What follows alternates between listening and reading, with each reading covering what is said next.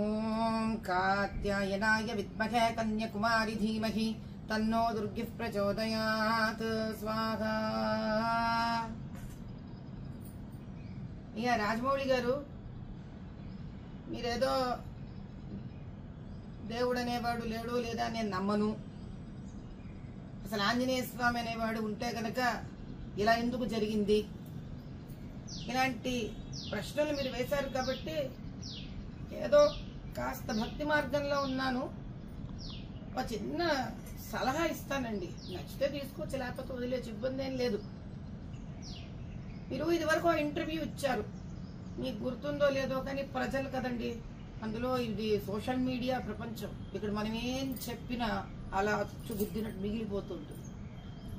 మీరు ఒకసారి అన్నారు, శ్రీకృష్ణుడు 16,000 మంది మంచి గర్ల్ ఫ్రెండ్స్ ఉన్నారు ఆయనకి, మంచి కమర్షియల్ హీరో, అందుకే నాకు బాగా నచ్చుతాడు ఆయన, మంచి స్టోరీకి దిట్టంగా ఉంటాడు హీరోలాగా.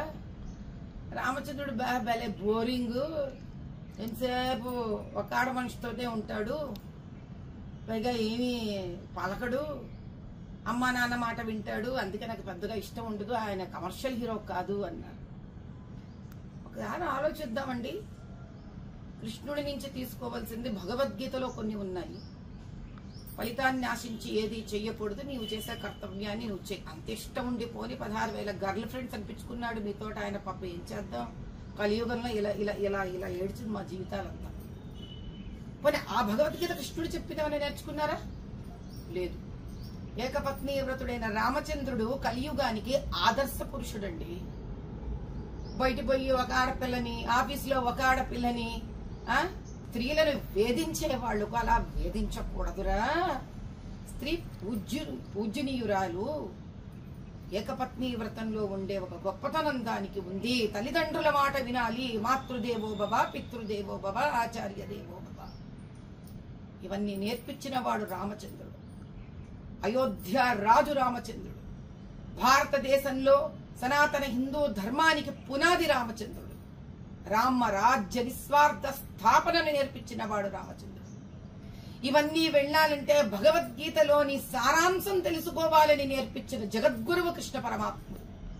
ఈ ఇద్దరినీ మీరు అవహేళన చేసినా ఆ భగవంతుళ్ళిద్దరూ మీపై కోపం తెచ్చుకోలేదు. సమయం వచ్చినప్పుడు వాళ్ళ భక్తుడు, వాళ్లను గురువుగా దైవంగా ఆరాధించే ఆంజనేయ స్వామి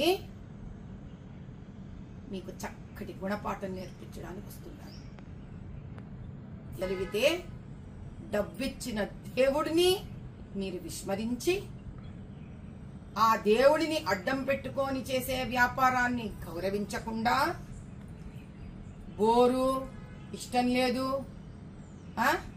ఇలాంటి పదప్రయోగం చేశారు కదా, అందుకు తగిన శాస్తి జవాబు ఆంజనేయ స్వామి ఇస్తాడు.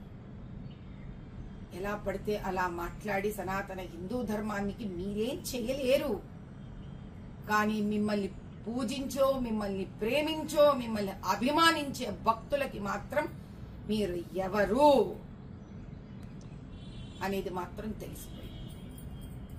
దయచేసి ఇంకొకసారి ఇలా మీరు మాట్లాడరని, భగవంతుడి ఉనికిని తెలుసుకుంటారని ఆ పరమేశ్వరుని ప్రార్థిస్తున్నాను. రాజమౌళి గారు, దయచేసి మీ మాటలను వెనక తీసుకోగలరని ప్రార్థన.